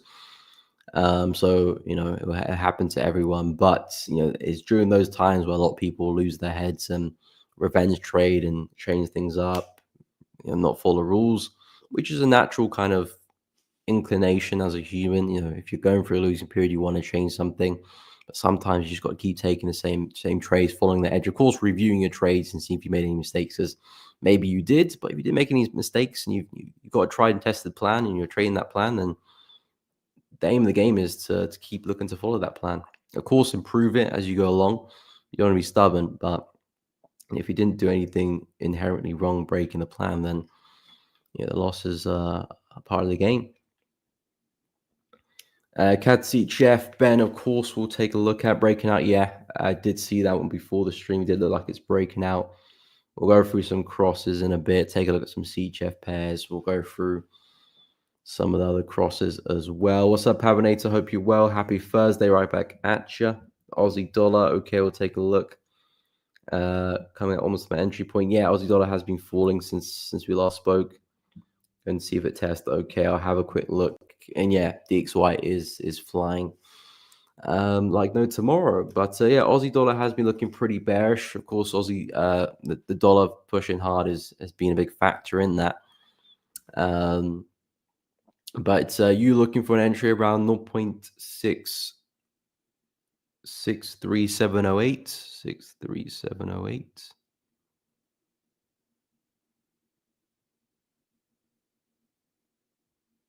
More or less there.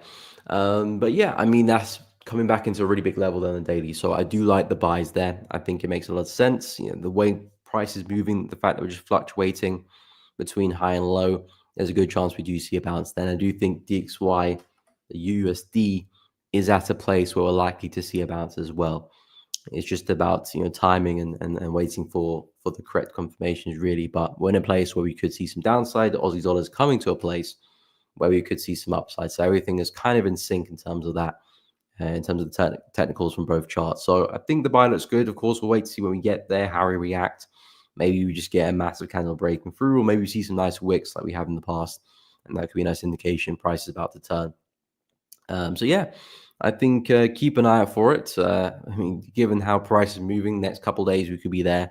Maybe early next week already trading there. So definitely want to keep an eye on that.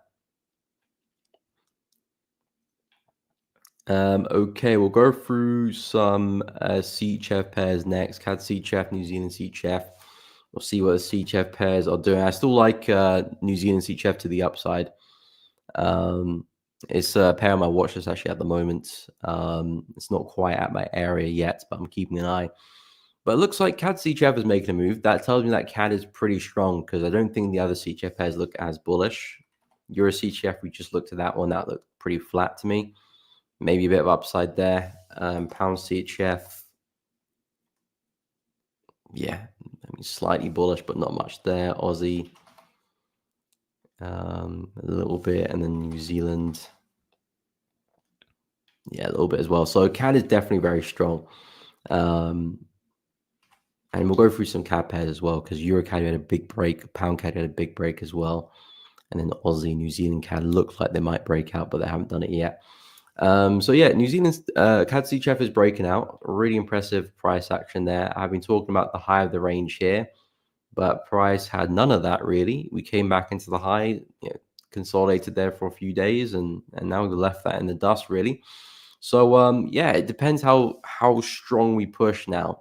Does price really break out of this, or is it half-hearted? At the moment, that's a pretty convincing candle, and of course, all of this will be turned into support.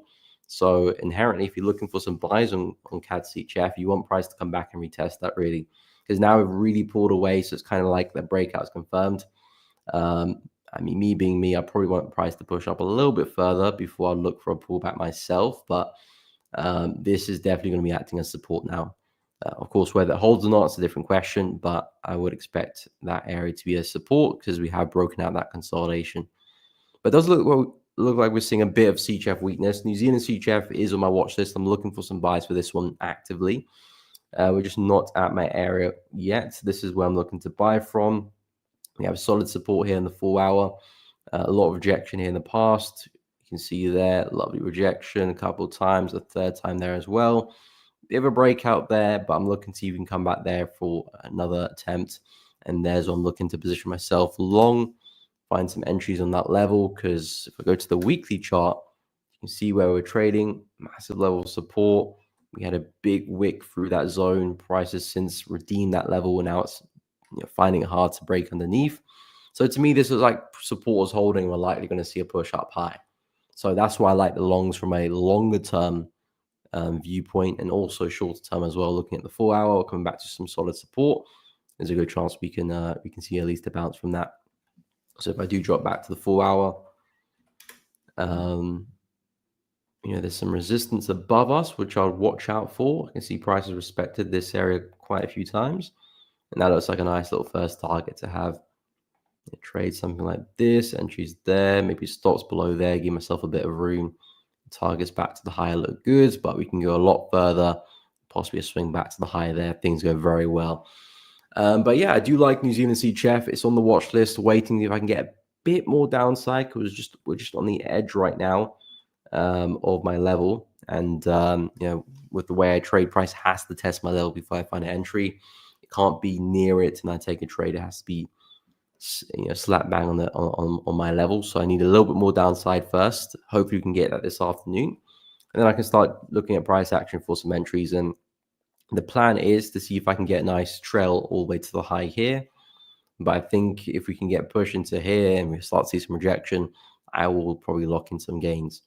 I won't exit the trade, but I'll lock in some gains just in case we come there and sell off again, because this has been some solid resistance in the recent past, so I definitely can't ignore that possibility. And if it does come back down, I can always look to re-enter there as well.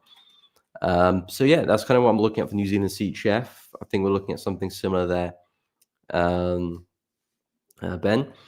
Aussie CHF, I don't really have a setup for this one, to be honest. I have been pretty short bias with this one, but that's because we were testing the high up there, and since we've had that test, price hasn't come anywhere near that level.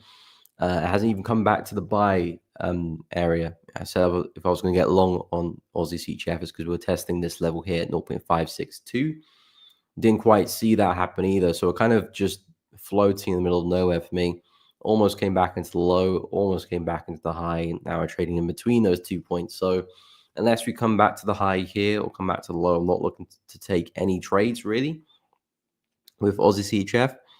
I think there could be a nice trade to be had, a nice swing, but it's just not at any substantial area for me to take it short or a long.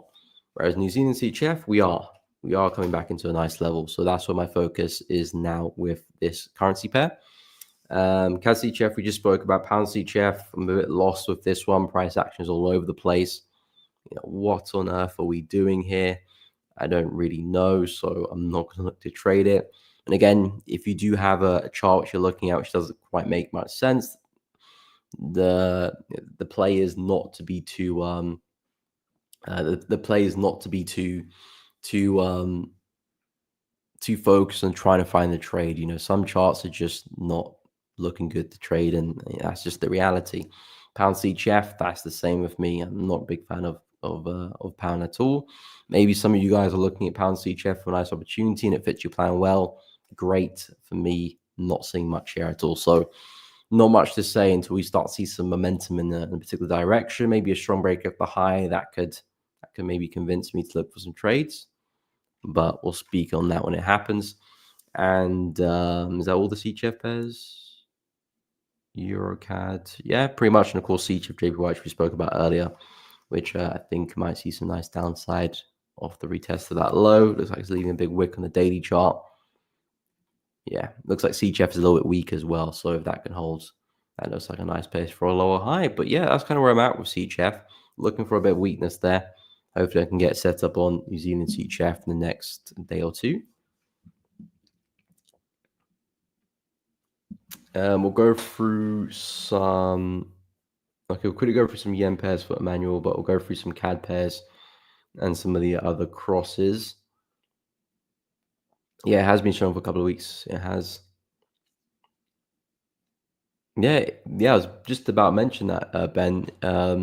It's interesting because oil has been pretty weak, but CAD has just been strong. I wonder why that is. I wonder why that is. There's definitely something, a big reason for that, because despite the oil weakness, CAD's just been bullish.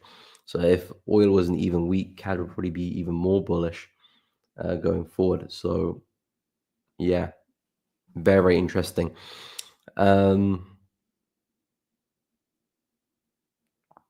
So you're not that aggressive after all. I mean, the buys I do take are a little bit aggressive because I'm kind of going against momentum a little bit, but I'm trying to play the bigger move, the bigger swing. But yeah, if I'm going to take a trade, it has to be at my level, and I can't take a trade outside of that because that's not what I've tested. I've tested trades that are at my level, not slightly above or slightly breaking below, unless they're going to redeem the level. But yeah, that's kind of where I'm at with CHF. I'll quickly go through some of the yen pairs. You're looking for JPY strength, so you're looking to sell pound yen, CHF, JPY, euro yen. So yeah, CHF, JPY shorts do look good there. I think intra week bias looks good. Whether we're going to keep falling for a home run, that's a different question, but something like that looks realistic to me. Euro yen, I like the sell as well because of where we're trading on the higher time frames. As I mentioned on the weekly chart, we've got this left shoulder there, the head, and the right shoulder here. So again, possibly we might see a really big sell to the downside. So I think the shorts do look good, but I just need a little bit more development on the 4-hour chart before I get before I start looking for some opportunities, because we could still hold this support and push higher. So I want to see us really drop, make that low, and then I'll look for a lower high somewhere for some shorts. But yeah, I can see some opportunities for the to the downside there. Just need a little bit more from euro yen. In terms of pound yen as well, again, I'm expecting downside of this one, but I don't really have a solid place to short it. It's just a very corrective up move, which looks like it's on its last legs. Therefore, I'm expecting it to push down, find some more buys deeper. At least we test the high here, and then we could probably go from there. But at the moment, the price is so flat, really dry. Not really seeing momentum either up or down, so it's difficult to find a nice trade. But I do expect pound yen to fall. Just difficult to find a good entry for that one. But I pretty much agree with your bias, though. I pretty much agree with your bias. In terms of the CAD pairs, so Euro CAD is definitely my favorite. Pound CAD looks good as well. I'm afraid Euro CAD is just absolutely melting and it might not come back for the retest. But to be fair, the breakouts are convincing now. So there's no like kind of like and ahhing. Sometimes you see breakouts. It's like, I'm not too sure if that is a breakout I want to follow. Yes, it's broken out, but it might not be a good one. This is a great one. Price is really committed to the downside. So if we do come back to retest, there's a good chance we do hold and we continue. Now, the question is, if we come back and retest, will we come back and retest, or will the market just keep falling? At the point in time now, it looks like it might just keep falling, but who knows? Maybe we do see a pullback. And if it does see a pullback, I'll be ready there waiting. I'll expect that to hold lower high to form. And then, Bob's your uncle, you're looking at a really nice short opportunity back into the low. Risk reward looks good as well. Back into that daily support. So EuroCAD is a pair on my watch list as well. It's just, will we see the pullback? Hopefully we can. It's a really nice breakout, really, really impulsive as well. That's what I'm looking for my breakouts. I want to see some big candles driving lower or higher. And that's what we've got here. That box is definitely ticked. Just need to see the actual opportunity now, which is the pullback and the retest. But yeah, we might just keep falling. So I have to stay patient for that. But then again, EuroCAD's not the only pair I trade. So if that doesn't pull back, I'm not too worried, but it would be nice if it does. And Pound CAD's another one I've looked at as well. Solid break to the downside. I really like the close there on the daily chart. Solid close there on Tuesday. looks like today we're seeing a bit of a continuation of that. But the key thing is we're breaking out that trend line, which has kept us bullish for a while here.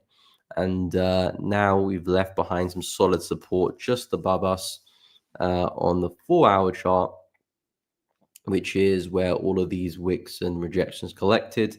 That's kind of the area which I'm looking to short from. So EuroCAD and PoundCAD's a very similar trade. I'm looking for the retest of that level, which we just broke through.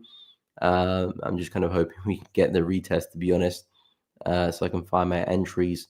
At the moment, we're kind of approaching some support right now, which we might even see a bounce from. So hopefully we can actually hold this, not because I'm looking to buy, because it might actually give me the pullback I'm looking for. And then the shorts, because I'm looking for PoundCAD to really sell off. The break of the trend line is pretty significant for me because if I go to the monthly chart here, you can see price has been pretty bullish for a while, but now we've hit a big level where I do think we can see some downside. If I draw the lower end of things here, best case scenario, we might even see a push all the way back down to 1.61. So PoundCAD has got that possibility to really drop if it wants to. EuroCAD has a similar opportunity as well. It's just that I'm looking for this bullish trend to be over. And at this moment in time, looking like we're getting similar vibes to that. So keeping a very close eye here. And if we do start to see a bit of a trend form, looking for shorts on the way down. There's a massive level over here, which is kind of my big significant level, which I expect price to get to. Of course, you can see massive rejection there. That's kind of where I'm looking to short price towards. And then we go from there. Maybe we bounce, maybe we break through, but at least the push to 1.73, I think looks pretty realistic. But yeah, I'm going to keep an eye on that for PoundCAD. Just looking at the pullbacks now. Same with EuroCAD. And of course, New Zealand CAD, we just had a chat about looking to see if we bounce or we break through. At the moment, it's looking pretty bearish. And then Aussie CAD. Is Aussie CAD broken out or are we holding? Let's see. Maybe we're starting to get the break. Yeah, so it looks like we're starting to get the break. I wouldn't say we've broken out just yet. We're poking our heads outside of it, but nothing convincing. We could even close like that and see the next day close back inside the range. So not sold on that just yet, but if we can get a solid drop and see a strong close down the daily, even better if you can see a strong close on the weekly chart this week, that'd be very nice. And yeah, that could be the start of a really big sell-off back into the lows here. But yeah, that's kind of where I'm at. Not really eyeing up the bounce because, again, look at this trend. Not really the most convincing trend in the world. Doesn't really give me the characteristics of a healthy trend and something I want to follow. Therefore, I'm expecting it to end. And if it can break the low, I do think we'll start to melt. So yeah, that's kind of where I'm at with the CAD pairs as well. I do think some big moves are happening. EuroCAD and PoundCAD are the ones I'm looking at the moment. Maybe I might add Aussie CAD and New Zealand CAD to the watch list next week if we see some nice breaks. But nothing 100% there yet. And then again, I still need EuroCAD and PoundCAD to pull back anyway.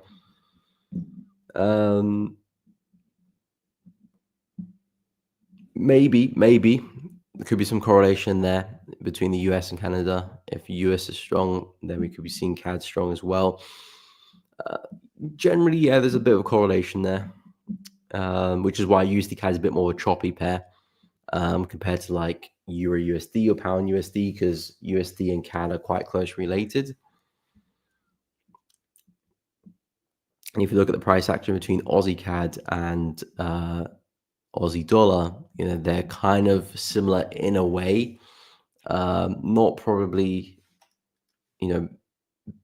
100%, but overall, if I go to the weekly chart, probably see a bit better. If you look at the weekly chart there for Aussie CAD, you kind of take a screenshot of that with your eyes, and then you go take a look at Aussie dollar on the weekly chart.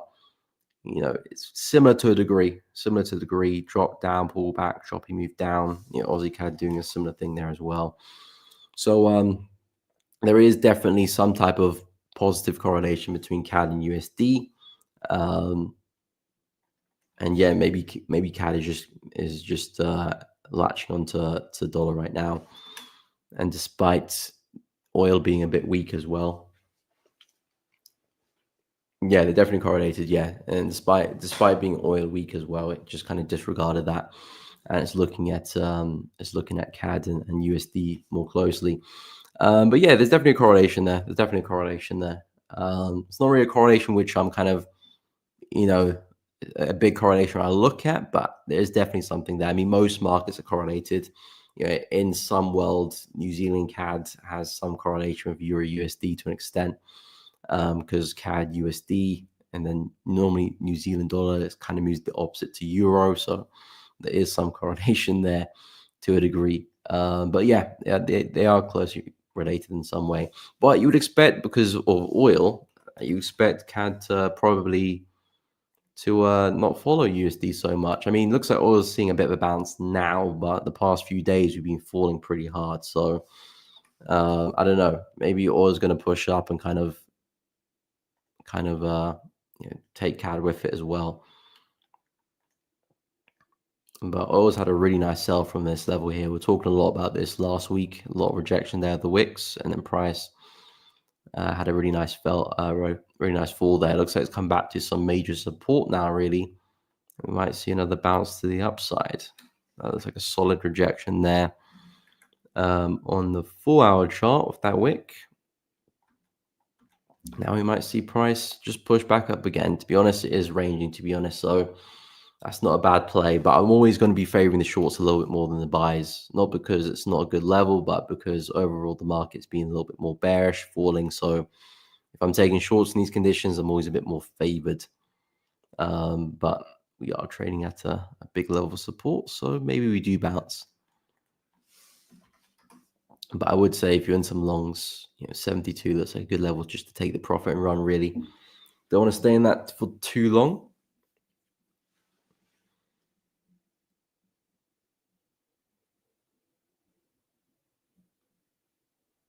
Yeah, I agree. 2022 trend was beautiful, to be honest.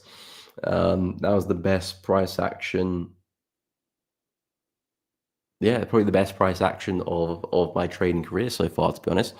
The breakout in 2019, I think it was decent as well, but it was just very bullish. So it's difficult to find pullbacks there. 2022 trend was actually beautiful because it had really proportionate pullbacks. So the breakout here, so 2019, 2020, when we had the COVID era, was nice, but you can see how price just kind of flew to the upside. It's difficult to find buys there because the way I look to trade is I look to kind of take deeper pullbacks, because on average, FX normally has deeper pullbacks. It's not very shallow. So I normally go for the deeper pullbacks. So legs like this is difficult for me to trade because we don't have the deeper pullbacks until we eventually did have them. And then, of course, here was not bad, to be honest. There's some nice trends on the way down there. Some nice moves on the way up there. This bit more choppy, but then 2022, you can see how proportionate the pullbacks are. Retesting lows very well, not quite over there. Lovely retest there as well. Came back and retested the consolidation 2 there. Came back, retested the low. And I think we had a trend line which had like 6 or 7 tests, which is normally unheard of. But you can see how well rejected that trend line is. 1, 2, 3, 4, almost 5, 6, 7. So really healthy trend there in 2022. But that's the thing, you don't always see those markets. And to be honest, pound yen and the other yen pairs have kind of given us similar vibes of this trend. Kind of the first half of the year and last half of 2023. The trend right now with US dollar is just a big tank, really. I almost got the shorts here, to be honest, because this was a bit of a deeper pullback and it came back to almost retest the high there. So this would have been a trade that fit my criteria, but unfortunately just missed the level. Then we had the US elections come around anyway, so probably wouldn't have found an entry. But yeah, when we're tanking like this, there isn't a trade for me to take because I'm normally looking for the deeper pullbacks. So a pullback to here for me would be a nice opportunity. That would be a nice trade for me. Whether we'll get there or not, that's a different question. But yeah, that's why I look at a lot of different markets. New Zealand CHF looks like it's setting up. Silver looks like it's setting up now. We've seen some nice pullbacks. Euro USD hasn't really ticked the box for me recently, so I haven't been focused on that. But silver's that nice area. New Zealand CHF's at a nice area, which I'm looking to buy from. So this is where my interest lies for now. But yeah, in terms of the USD momentum, that's actually probably a bit more on the lower time frames. If you're looking at kind of meaningful pullbacks, you probably wouldn't have seen much. Because even if you look at like Aussie dollar, for example, that one's just been falling pretty hard as well. Maybe this was an all right pullback there, but again, in the context of things, the market's been very bearish. I whip out fib from the high to the low. As we had that pullback, we didn't even get to the 50. So yeah, you'll get different trends. Some trends will be very aggressive, and you need aggressive pullback strategy to trade them. Some trends will be a bit more relaxed, give you healthier pullbacks, and then you'll be looking for deeper pullbacks, and those deeper pullback strategies will be great then. And then you get some really corrective markets or some choppy markets, which you need some mean reversion, range bound type of strategies. So it's really about just spotting the best conditions and trading it. The funny thing about the markets, everything's unique. You won't. Every situation is the first time it's happened, essentially. So you might see a market that hasn't performed too well start performing really, really well out of nowhere, and then you want to capitalize on that opportunity whilst it lasts. Then it's going to go again. Then you're going to find another opportunity on a different market, and rinse and repeat. And that's really how I look to trade, and it's why I got so many different pairs I look at. Because I'm always just looking for the best opportunity, whether it's on pound CAD or pound entity or euro CHF. Doesn't really matter. Of course, I know euro CHF will be a more of a choppy pair. No matter how good the opportunity will be, it's probably going to be a bit corrective. But if it's a good opportunity, I'll take it. I might be in the trade a little bit longer than usual, but I'll still take the opportunity. But yeah, it's. But to be honest, with the way things are moving now, you could see 2022 part two very, very soon. If you see a solid break of that low of that consolidation there, you could see 2022's momentum part two right now and take us back down into the low. If this range is going to fail, we could be onto something really, really big there. So need to keep an eye on that.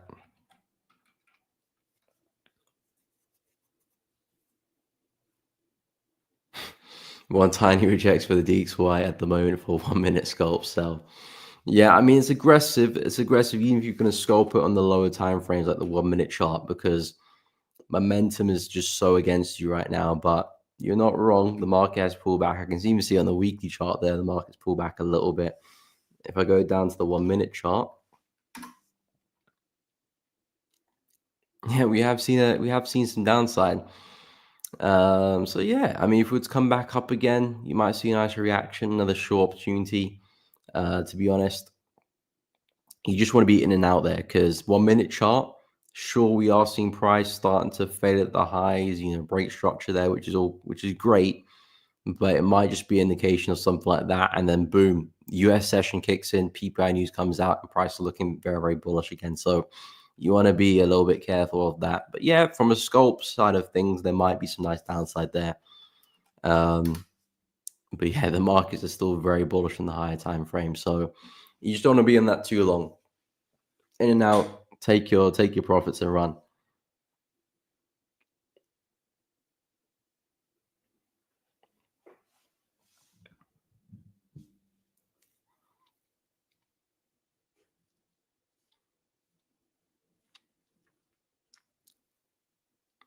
Yeah, true. To be honest, Ben, that's actually a good point. There are some traders who have the longer term view, like will hold trades for like multiple weeks, multiple months, and they're only looking to take trades in line with positive swap. So, if they are holding a trade for multiple months, the swap itself is almost a trade itself. You take the winner when it happens, and then you got kind of the extra profits, your side profits will be your swap. And even if you go through a loss and you hold it for a few weeks, potentially a few months, sometimes, it depends what market you're trading, but sometimes the swap could even cancel out the loss, really. So if you are going to go for excessive trades, you do want to factor in swap cost 100%. um, especially on exotic currency pairs, because swap, if you're buying some exotic currency pairs, are absolutely ridiculous. But if you're selling, the swaps are very, very nice. So even if you do take like a break even, it still can be like a decent win actually. Yeah, exactly. I agree, Holy One. It's about the opportunity. And to be honest, a lot of people are a little bit scared because, like, you see an opportunity on Euro USD, you're quite comfortable with that. You might see a New Zealand CHF, you're like, oh, that's a bit of a choppy pair. Let me not take the trade there. And there could be some logic there, but what you have to do is just go and test it. Everyone's got access to these markets. If you're not too comfortable taking trades on different market asset classes, then asset classes, and I said it, classes. If you're not comfortable, then go test it out. You got indices there, go and test it. Does it work as well? Does it work a little bit better, a little bit worse?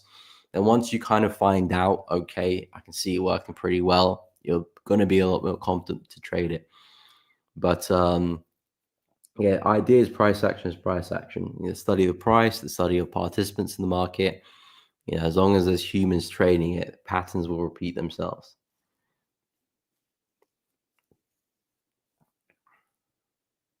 Okay.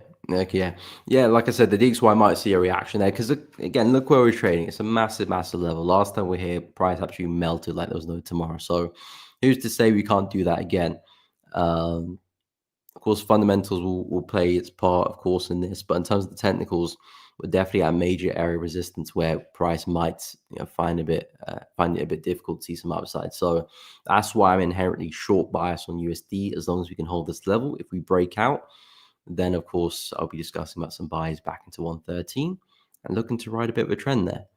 At the moment, we've got this level to contend with, so we'll see how that develops. But maybe we're seeing some signs of a bit of downside, but I'm not going to get my hopes up because at the moment it's just a bit of a wick down the 4 hour. For we know the next candle can go fill that and push right down. Even if we do see a bit of downside, the next leg can just go and break through. So I need to see price forming a high, failing at the high, breaking the lows, and then we can probably speak about some downside. And that probably take a couple of days to form. So it probably won't be until next week. I'm speaking about some shorts on USD or some buys on euro or pound or something like that. But I do like silver though. So if silver gives me a strong close, let me see how silver's doing. Okay, silver's starting to pick up some momentum. Still got 2 hours and 9 minutes before candle's closing, but it's starting to pick up some momentum there. Strong close. I can definitely find an entry there.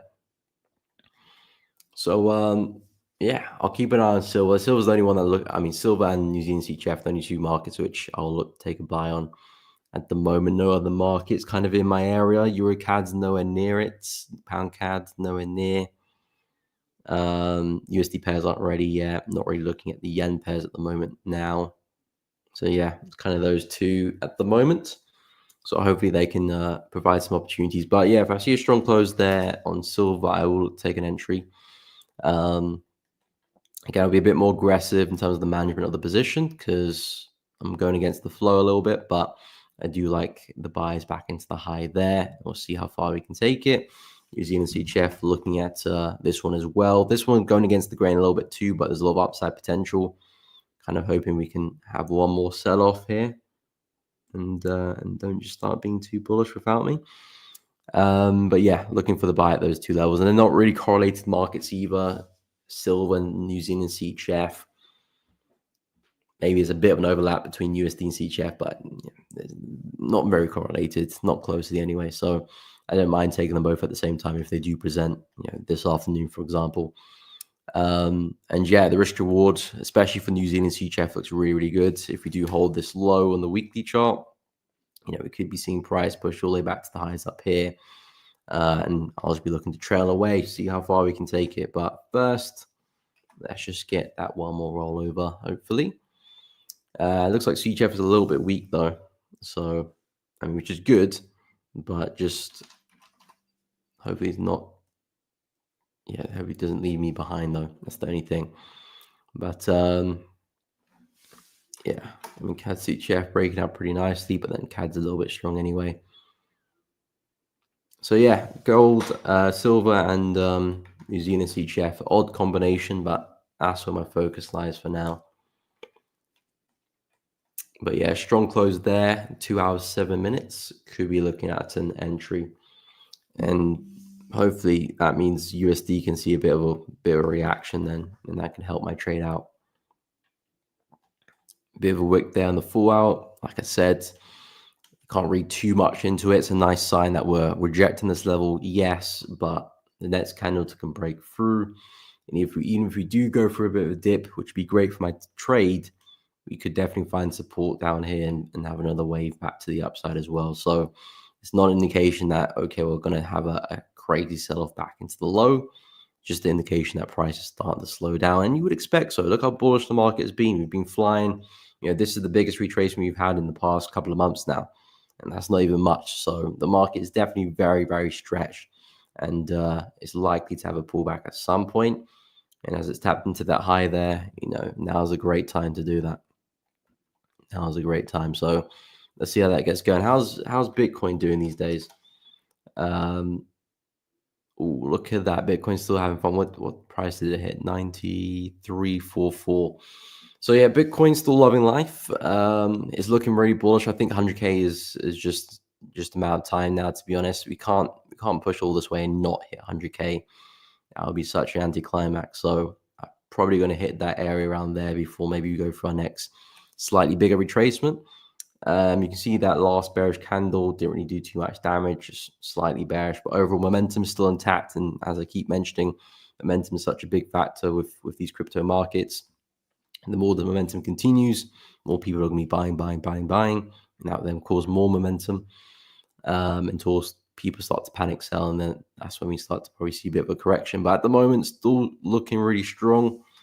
Ethereum, what we saying, looking strong as well. No, not actually. Seeing a bit more downside there. I mean, I like this area here since we've rejected on a few occasions. So I think that's a nice place for a buy as well. I mean, I did whip out the Fibonacci. If I put in the 0.382, I think that's just underneath that level. So yeah, we might tag the 0.382 and then continue from then on. But then in fairness, if you compare the markets, Bitcoin trading at all-time highs, whereas Ethereum, well, nowhere near all-time highs, and we still got a lot of this, prior areas to watch out for, because Bitcoin is at fresh highs, so it doesn't really have obstacles in our way. Here we still do, so I have to watch out for that. But nonetheless, I'm looking for upside there. If Bitcoin keeps pushing up hard, Ethereum is always likely to follow. So I think in terms of the risk reward, Ethereum is probably the better market to trade. But momentum looks really good.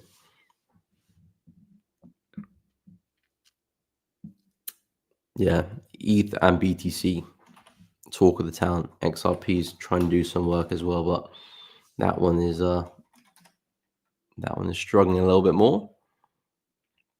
Hopefully that can pick up there. Do have some buys for Ethereum somewhere around here, I think, or here. It's been a while. It was summer 2023. I think it was probably just after. Yeah, it was after we had that, so around there somewhere.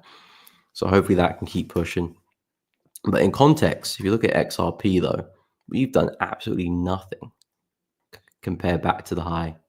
That's what, $3, $3.20. This is 0.7. So risk to reward looks really good, but we'll see. Hopefully Bitcoin just keeps pushing and XRP drags along with it.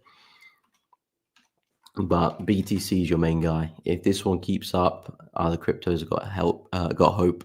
If this one starts to drop off, then we might be back into another bearish cycle. But yeah, looking very, very clean, I must admit. And 100K, I think we're just going to go and hit that pretty soon. And who knows how far we can go, to be honest. It's difficult to say. I mean, I'm pretty sure if I can switch this to log,